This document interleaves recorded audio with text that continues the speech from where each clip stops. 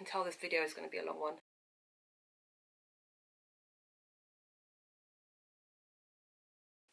Hello everyone, I hope you are doing really good and not too itchy today, you know, the usual. So yeah, I'm gonna go straight into this video because I feel like it might be a long one. Today is the 26th of October and I am 720 days steroid free. Sounds crazy saying it. Yeah, I'm coming up to my 2-year steroid free, which is just like over a week from now. I will do a 2-year update. This might come out late and it might shift everything, but either way, I will do an update for my 2 years. I have also just recorded an updated makeup routine. That video will be up soon. You know how I am with uploading, I'm quite slow, so after this one it will be the makeup and then hopefully my 2-year update. So let's talk about my skin. Today. So I might look a bit different today because my hair is actually up and I never ever wear my hair up. One, because I don't know how to. I don't know how to do a messy bun without making me look homeless. But also I wear my hair down a lot because it covers my neck and it covers my shoulders. I feel like I have achieved that bun. It's really windy outside in London today, so let's just hope it stays. I kind of feel a bit more confident in my skin. So what I haven't told anyone on YouTube or Instagram is that I have been practicing moisture withdrawal on my arms. If you don't know what moisture withdrawal is, it's basically just not creaming your skin, because going through TSW, applying lotions, creams, ointments, sometimes it just makes your skin really red and irritated and you start scratching and you feel like you're going backwards. You feel like you're going back to square one. So some people just avoid all moisture to avoid the irritation, and therefore it allows the skin to heal and basically do what it wants. Some people swear by moisture withdrawal from the start. Some people find their way into it and others just can't do it at all. With me, I'm very on the fence about moisture withdrawal. So I can tell this video is going to be a long one. So if I go back to the beginning when I started, the first thing to show symptoms was my face. It went bright red, patches of dry flaking skin that kind of just spread and joined, and I still had to go to work. And I'm a girl that always wore makeup. Going into work, putting on makeup on top of my dry flaking skin, it was just looking worse than what it actually was. So I made a decision to stop wearing makeup. So with the action of removing makeup, I don't think I personally could have done moisture withdrawal on top of that. I would wake up in the morning and my skin would flake. I looked like a reptile. It was like thick, hard skin, and throughout the day it would literally lift up and you could see it. I could rub my face and it would flake to the floor. So my way of coping with my face looking like that is to be at least moisturized. So yeah, I might have looked red, yeah, my face might have looked swollen and irritated, but at least I didn't look dry and flaky. That was my reasoning behind it, and that was my comfort, feeling that at least I'm not dry, because being dry on your face when you're trying to talk, it is so uncomfortable. Even in the beginning I could barely eat. I couldn't really open my mouth because it felt like my skin was gonna like snap. And I would apply Aquaphor to my face every morning right after I'd washed my face with hot water. Looking back, I am glad that I did that. My face started healing up around 6 months' time. It is possible to heal without doing moisture withdrawal. Having said that, there were some days when I couldn't go to work because my face was so painful and I was just so miserable that I would just stay home.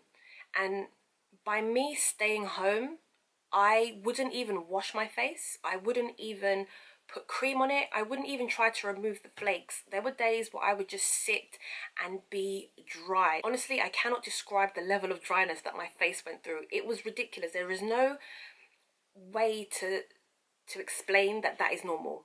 It is not normal.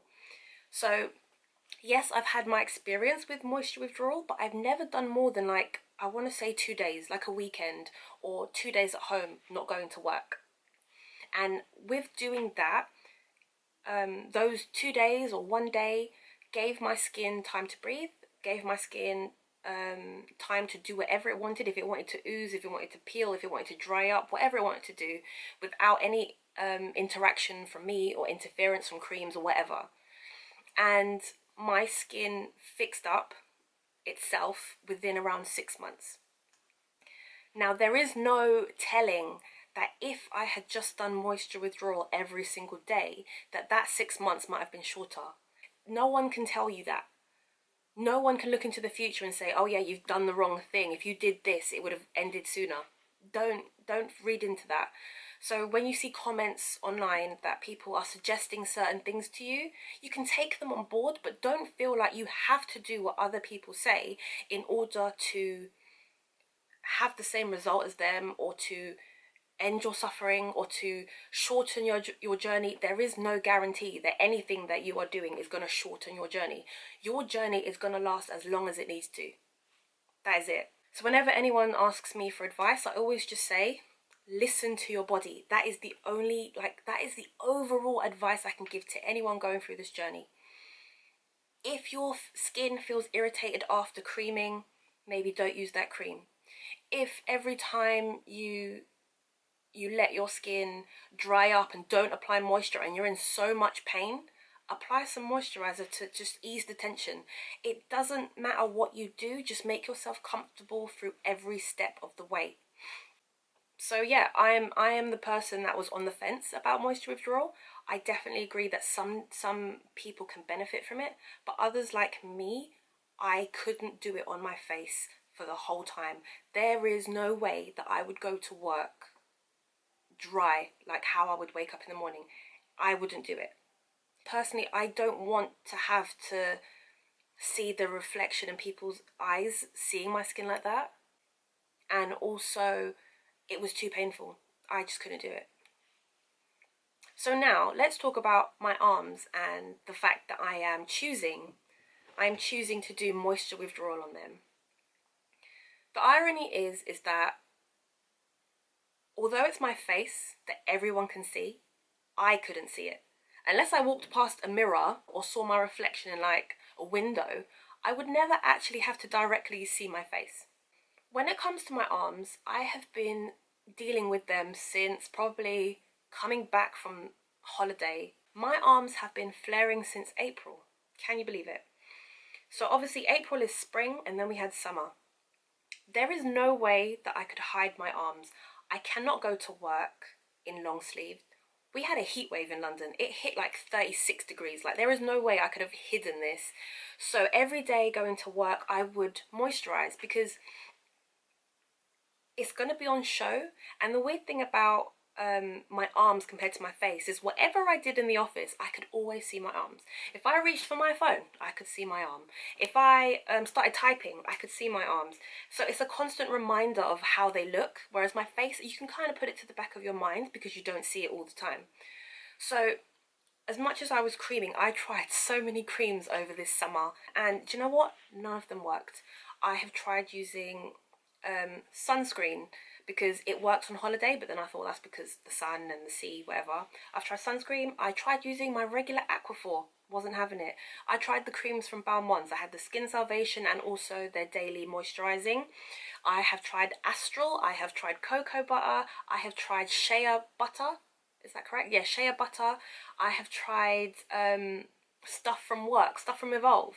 Nothing seemed to work. Like, honestly, they would work for like a couple of weeks and then I'd apply it one day and honest to God, my arms would just like go so bumpy. Like, it's not even hives, because hives are little bumps. This was like just my arm was swollen, and if it gets too bad, I start hiding it, I start covering up. I do these little things to like get away with people noticing what my skin is doing. So now, moving on to autumn and winter, obviously the weather is a lot colder and I'm just like, yes, thank God, because I can go back to hiding again. I've stocked up on like jumpers and cardigans, hoodies and stuff like that. Nobody knows what's going on under here. So I haven't put cream on my arms since the 14th of September. And that is exactly when I recorded my last update. And it's been 6 weeks since then. So I haven't applied any moisturizer to my arms in 6 weeks. And the difference in my skin is a lot better. I am still dry, obviously. The hives have gone. The discoloration is fading, but it's in a weird way. I've got loads of light patches all over my arm. And the texture is slowly coming back. There's a lot less elephant skin. I don't have that weird swelling in your I don't have that weird swelling in my skin where it's just thick.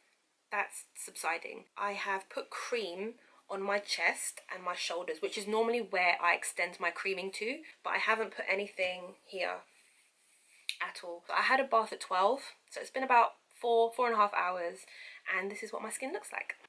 You can see that the texture is completely changed from the last video. So this is my good skin, and it's got that sheen to it. Yes, I'm still wearing my PJs, don't judge me. So this is my other arm. Again, the line where it was all rashy has kind of disappeared, and everything feels really soft here, and it's not flaking. It's dry. I will give it that. It is dry. It's like ashy. But again, the line where the good skin met the bad skin, you can't really tell anymore. I think it looks pretty good. I personally feel that I have done everything the right way that I could have done it. As much as I feel like I've come a long way, people still have opinions that I'm doing something wrong, and it's getting quite annoying having to defend my choices. And by choices, I mean things like moisture withdrawal and not changing my diet and continuing to wear my hair down because people think that, oh yeah, it must be your hair products, you're allergic to your hair products. Diet is very personal. Diet is something that needs to be tailor-made to the person. This is the exact reason why I don't tell anyone what I eat on my channel, because I don't believe that me telling someone else what I eat will benefit them. A lot of people have asked me, do you eat dairy now that you're going through withdrawal? Do you eat gluten? Do you drink alcohol? Do you have tomatoes? Do you have this and that? My answer to that is I eat everything and anything that I want, when I want, how I want. The only things that I avoid are the things that I am allergic to. So if I tell you that I don't have a diet and that I eat anything that I want, that shouldn't be a trigger for you to then ask me, all right, what do you eat in the mornings? What do you eat in the afternoons? If I eat what I want, that means that translates to you eating whatever you want, not what I want. Whatever I eat, my body will process differently to you guys. So this is why I do not discuss my diet on this channel. I think it's pointless. Moving on from that, I'm sure a lot of you will share my opinion in that a lot of YouTubers or people on Instagram like to sell you their diet plans or their methods of getting rid of eczema, and I think it's disgusting. If I had the cure to eczema, I would not charge you for it. I would not put a price on something that is so valuable that I feel like only a select number of people can access by giving me money. I don't believe in that. People that sell the promise of curing your disease in exchange for cash, I don't believe in it. I know private doctors will do this, but doctors are a different thing. These people are not doctors. They are just people selling their experience and their anecdotes with you, and hopefully thinking that if you guys apply the same method that they did, you will be cured also. I don't believe in it. Anything I tell you on this channel is free, and the only thing I'm telling you to do is to quit the steroids. It's your choice if you want to do that. It is a hard journey. I'm not a doctor, but I believe that the steroids long-term use is not good for anyone. That's all I'm saying. Again, when it comes to diet, like I've said, diet is very, very personal. Everywhere I go, anything I do, I find myself having to defend my choices in what I eat. Never has it been so common to judge people on what they eat. Honestly, I could not care less what you eat sitting next to me, unless you start choking or unless you start blowing up like a balloon because you're allergic to something. I do not care what you eat. Honest to God, I don't care. But recently, I find that people are very concerned about what I eat and love to give opinions on what I eat. If you are allergic to milk or have an intolerance to it, yeah, I think you should stop eating it. That's just common sense. Me, I am not allergic to milk. And I'm going to let you guys in on a little secret. From my last update when I've showed you my skin when it was that blotchy, bumpy skin on my arms, to now, 6 weeks later, I have done nothing different with my diet. The only thing that had changed is that I had stopped putting cream on my arms. In the last 6 weeks, I have had milk pretty much every single day, and somehow my skin has gotten better. Therefore, I conclude that I am not allergic to milk, and the fact that I am having milk or dairy products is not hindering my healing. From the ages of from when I could first start eating till I was about 10, I wasn't even allowed eggs or dairy. My mum did not allow it because the doctors told her that is a main trigger for eczema. Guess what? I still had eczema through those years. Some of my worst bits of eczema was when I was under 10. Now that I am 30 years old, I have milk and dairy, and my skin is better than it was before. Why? Because I cut out the steroids. That is the factor that has helped me, and that is what is going to continue to help me. I've even taken pictures of my breakfast for the last couple of days, and generally I'm addicted to Cheerios. I am not allergic to dairy, therefore please stop telling me to stop eating dairy to get rid of my eczema. My eczema's going away just fine while I'm consuming my Cheerios. Oh, that felt really good to get off my chest, because also I'm not the kind of person to be very confrontational. I find it very hard to speak up for myself sometimes. Depending on the situation, like if someone was to come aggressively at me, believe I will give it back. But when someone's trying to give me advice and I don't believe it, I find it hard to shut people down. I feel like as much as they may be being invasive to me and like what I want to do, I find it very hard to say like, I don't believe what you're saying, no thank you. Do you know what I mean? Especially if it's someone I know. I don't know how to say, no thank you, I don't need your advice, because that sometimes comes across as rude, especially when those people think that they have the answer to your problems. It's hard for me to tell them that, do you know what, I am the answer to my problems, I will figure it out myself, and it's been working for me so far. So there's that. When I started my TSW journey, people were directing me to follow different YouTubers on YouTube that dealt with eczema and diet and all that, and I watch a lot of YouTube, more than I'd like to admit. So some of these people that you were talking about I had already known about. I'm going to talk about one guy called Rob Stewart. I got a lot of recommendations to follow him in the beginning, and this guy Rob Stewart had eczema and a lot of gut issues, and he went vegan to cure his eczema. And everyone was saying, yeah, if you follow what he's saying, then your eczema will go. First of all, what I have is not eczema no more. It's an addiction to steroids, but okay. I'm going to be completely honest right here. I don't want to go vegan. It's as simple as that. It's a bit like religion. You cannot just tell someone that what they're doing is wrong in order to convert them. It doesn't work that way. People get kind of offended. I watched a couple of the videos. That's fine. He's changed his diet. I think he was already a healthy guy in the first place because he does a lot of like fitness anyway. But the point is, very recently, I don't know how recently, I want to say like within the last, I don't really watch his videos anymore, but within the last 3 to 6 months, Rob is no longer vegan. He is actually keto, I think. And for me, this is like just going from one extreme to the next. I'd rather sit on the fence and just have like consistency in my life than go completely left and try something and then later on find that he got sick and then he felt like something was wrong, so he went all the way right to go keto. And do you know what? This flip-flopping is just not for me. It's bordering on obsessive and it's scary to me. But just like that, this is exactly the reason why I say don't follow anyone else's diet. Don't follow my diet. Just listen to your body. Because if that was the case, yeah, I'll go follow Rob's diet and then like he changed his diet. So what? I changed too? What kind of life is that, to base your life and diet and lifestyle and thoughts and opinions on someone else? That's not how I want to live my life. There are so many different reasons as to why people think that we have eczema, that every reason is gonna give you a different bit of advice. So let's think about the ones I've heard. Like, well, one is because I'm obviously harboring a demon of some sort. The other one is that because it's genetic. One is because I eat dairy. One is because I eat meat. One is because I've had vaccines and I have high metals in my blood. Other ones are because I just need to detox. Like, there are so many different routes and each one has a different diet, e.g.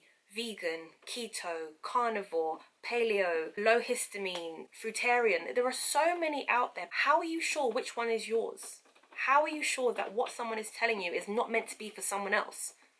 So, like, in conclusion to this whole rant that I'm going on, it's a bit like saying, I don't know the right answer. And just because I don't know doesn't mean I'm wrong. And just because you think you know the answer, it doesn't mean you're right.